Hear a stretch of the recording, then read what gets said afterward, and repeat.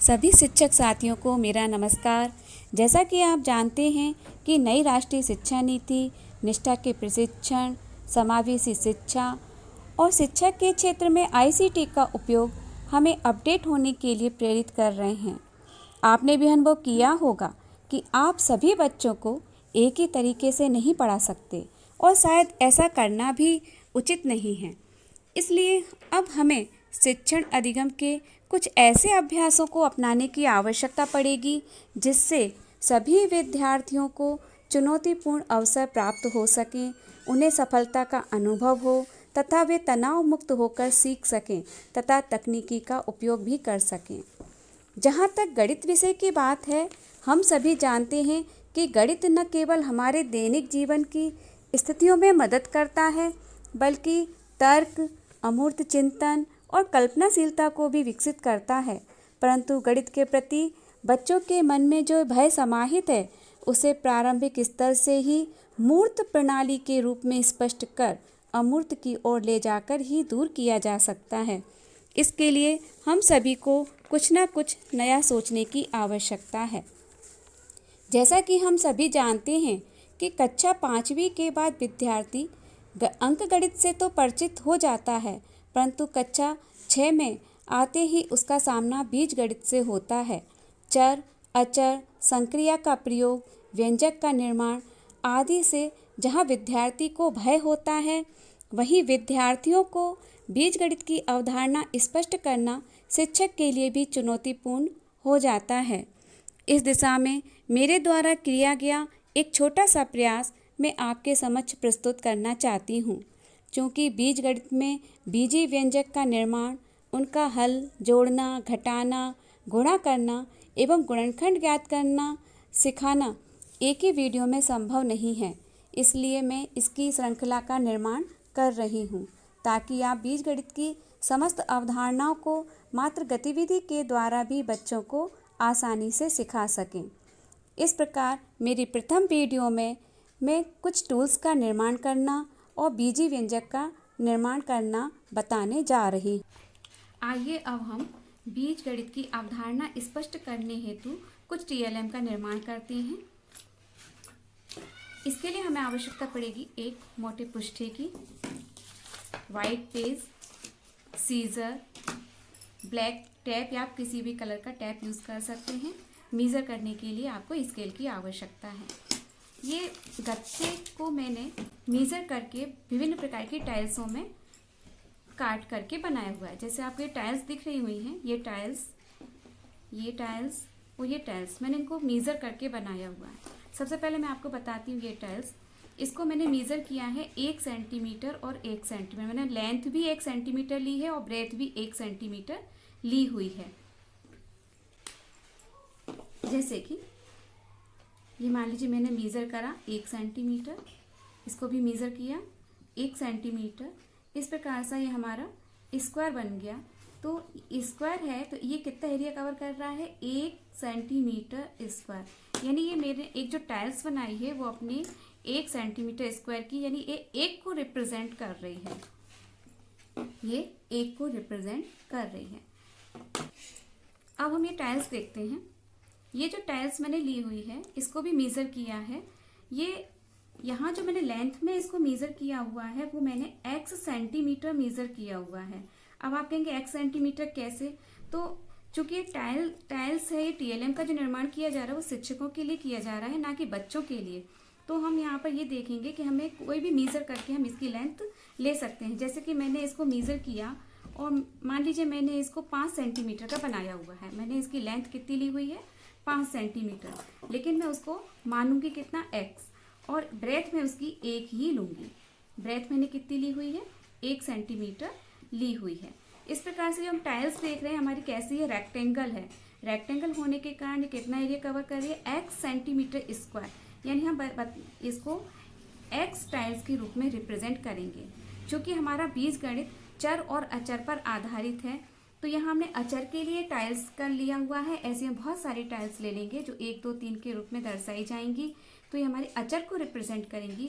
जबकि ये कुछ टाइल्स मैंने ये निर्मित की हुई हैं, ये हमारी चर को रिप्रेजेंट करेंगी।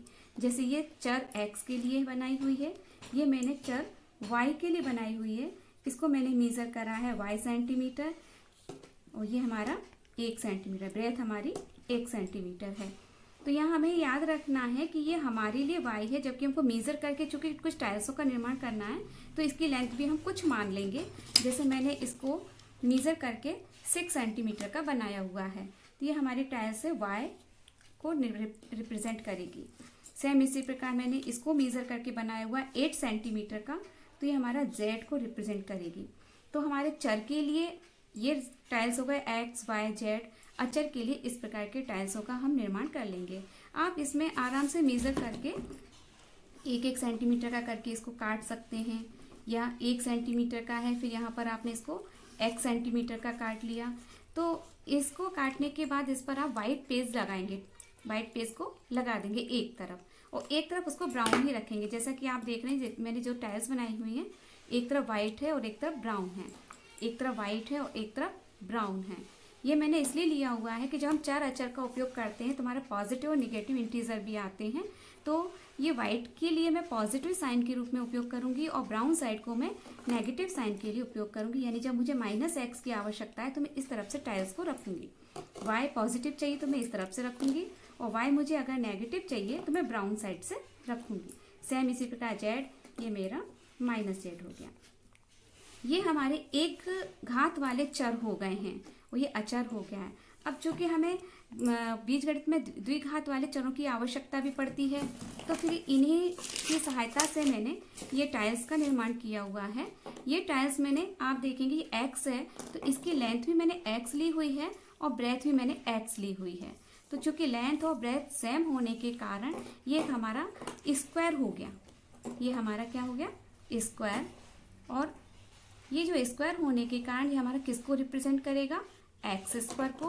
वाइट साइड में पॉजिटिव और अपोजिट साइड में हम उसको नेगेटिव साइन के रूप में प्रयुक्त करेंगे। सेम इसी प्रकार से जो मैंने वाई लिया है उसी के अकॉर्डिंग मैंने लेंथ और ब्रेथ लेकर के एक नई टाइल्स का निर्माण किया है जो अपने वाई स्क्वायर को रिप्रेजेंट करेगा, ये -y² को रिप्रेजेंट करेगा। और भी हमें बनाना है तो हम इसको z² ले सकते हैं। देखिए आप, ये इसकी लेंथ और ये ब्रेथ z²,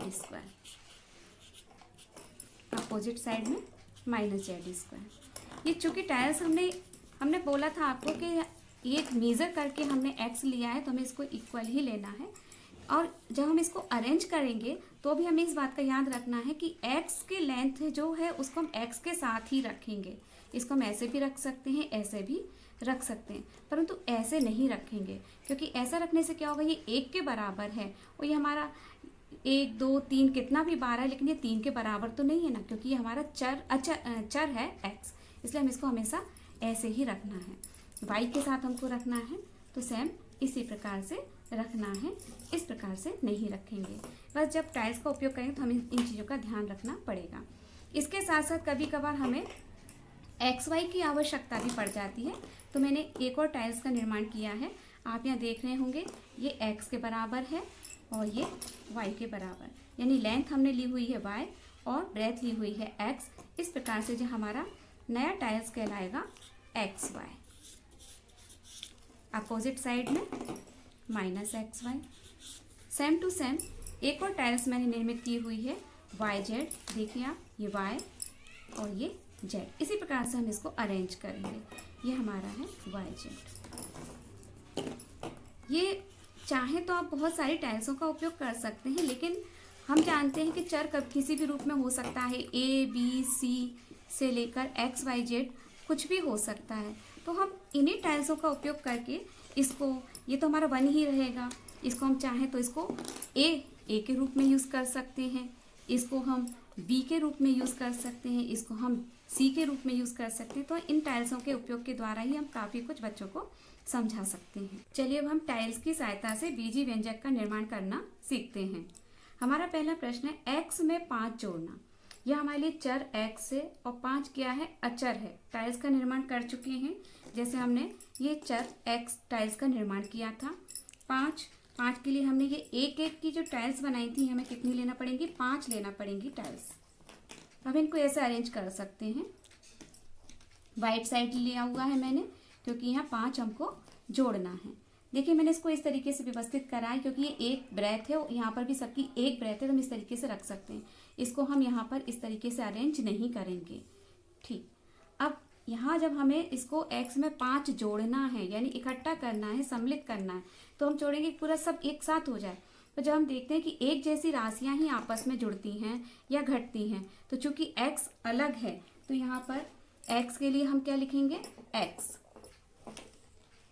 x के लिए लिखेंगे हम x, और ये हमारे अचर कितने हैं, 5, ये जुड़ेंगे, 1 1 1 1 1 5 है, तो टोटल कितने हो गए, 5 हो गए। तो ये हमारा बीजी व्यंजक बन गया x + 5। आपको समझ में आ गया होगा। आप कहेंगे इसको तो हम बच्चे को आसानी से ही बता सकते थे कि x में 5 जोड़ना, तो हम x धन 5 कर देते और आपको आगे भी लगे। लेकिन जैसे जैसे हम आगे बढ़ते जाएंगे और हम बीजी व्यंजकों का जोड़ना, घटाना, गुणा, गुणनखंड करना इन टाइल्सों की सहायता से सीखेंगे, तो आपको लगेगा कि वाकई में इन टाइल्सों का बहुत उपयोग है और बच्चे खेल खेल में भी सीखने का प्रयास करता है इसके माध्यम से। अगला प्रश्न है y से 3 कम करना। y के लिए हमने ये टाइल्स का निर्माण किया हुआ है, y को रिप्रेजेंट कर रही है हमारी। यहाँ मैंने इस पर कुछ भी नहीं लिखा हुआ है, क्योंकि इसको हम A B C अगर कोई आवश्यकता है तो हम इसको आसानी से उसमें लिख सकते हैं। ये लीजिए मैंने y लिया हुआ है, y से कितना कम करना है, 3 के लिए हमें अचर लेना पड़ेंगे।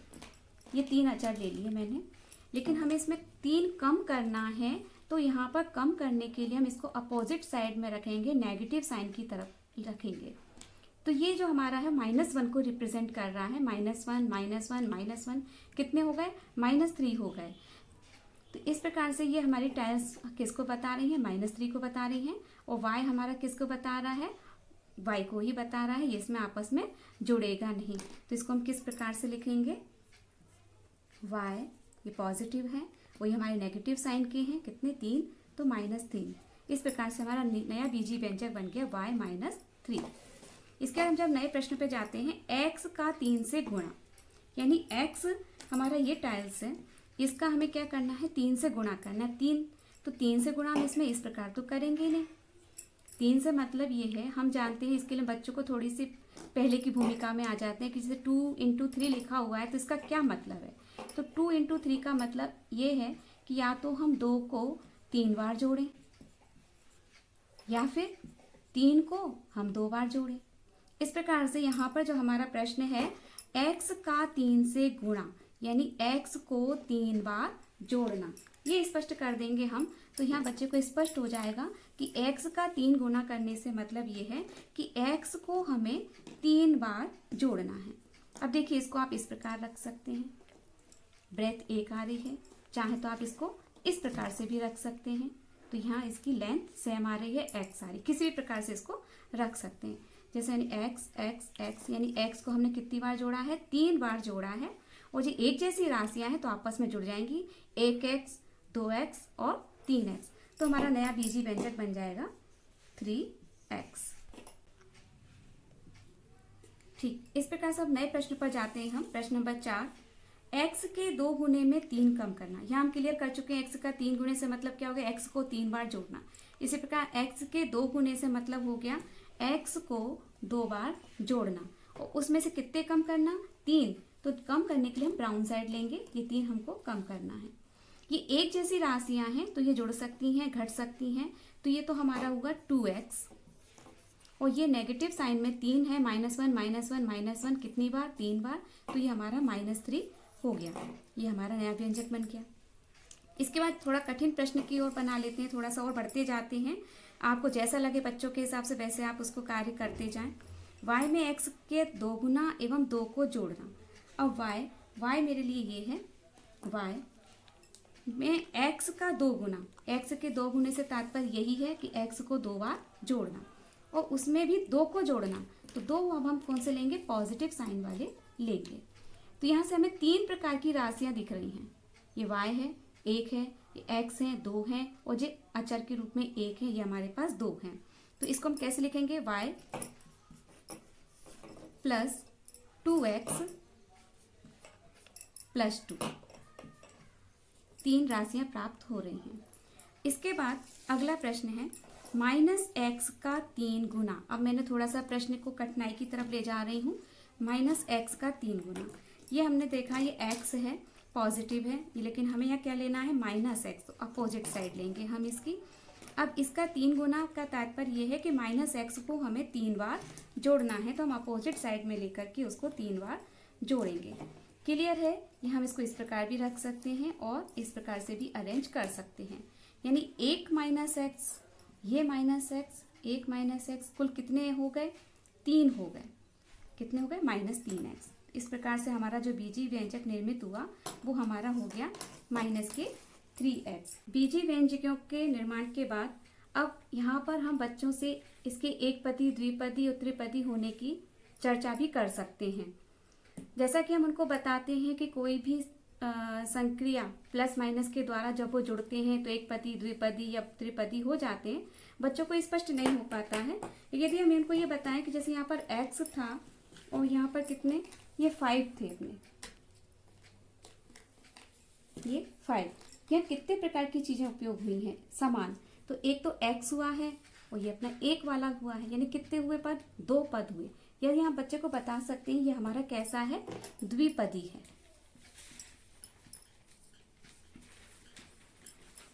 आगे हम बढ़ते हैं, यहाँ पर भी हम किसका उपयोग कर रहे हैं, y का उपयोग करने के बाद जो हमने नेगेटिव 3 को लिया था, तो यहाँ भी हम कितनी चीजें उपयोग कर रहे हैं, कितने पद उपयोग हो रहे हैं, 2 हो रहे हैं। एक हमारा चर हो रहा है और यह अचर 3 हो रहा है। ये 2 प्रकार की राशियां हैं अलग अलग, तो ये भी हमारा क्या हुआ, द्विपदी हुआ। जबकि हमने यहाँ पर जो चर्चा की थी, x लिए थे, x कितनी बार लिए थे, हमने x को 3 बार जोड़ा था। तो यहाँ एक जैसी ही राशि उपयोग में आई है, एक जैसी राशि उपयोग में आई है, इसलिए ये क्या कहलाएगा, एक पदी कहलाएगा। धीरे धीरे हम उनको प्लस माइनस की संक्रिया के द्वारा भी फिर इसको स्पष्ट कर देंगे। यहाँ भी अब आप समझ गए होंगे, बच्चे को स्पष्ट कर सकते हैं कितने प्रकार के x 2 प्रकार के यूज हुए, अचर ये 3 उपयोग हुए, 2 प्रकार की राशियां उपयोग हुई, तो ये भी हमारा द्विपदी हो जाएगा। यहाँ पर हम देख रहे हैं ये y और x हमारे कितने उपयोग हुए थे, 2, और अचर में उपयोग हुए थे 2, तो कितनी प्रकार की राशियां यूज हुई हैं, 3 हुई हैं। 3 राशियां यूज होने के कारण ये हमारा त्रिपदी व्यंजक कहलाएगा। तो आप समझ गए होंगे कि इन टाइल्स के उपयोग के द्वारा हमने जहाँ बीजीय व्यंजक का निर्माण करना सीख लिया, वहीं आसानी से हमने को एकपदी, द्विपदी और त्रिपदी की अवधारणा भी स्पष्ट कर पाए। इसके बाद की वीडियो में मैं आपको इन्हीं बीजीय व्यंजकों का इन टाइल्सों के आधार पर उनका मान निकालना सिखाऊंगी। जोड़ना, घटाना, गुणा और गुणनखंड करना भी बहुत ही आसानी से सिखाऊंगी।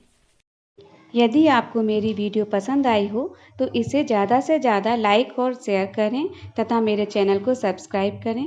धन्यवाद।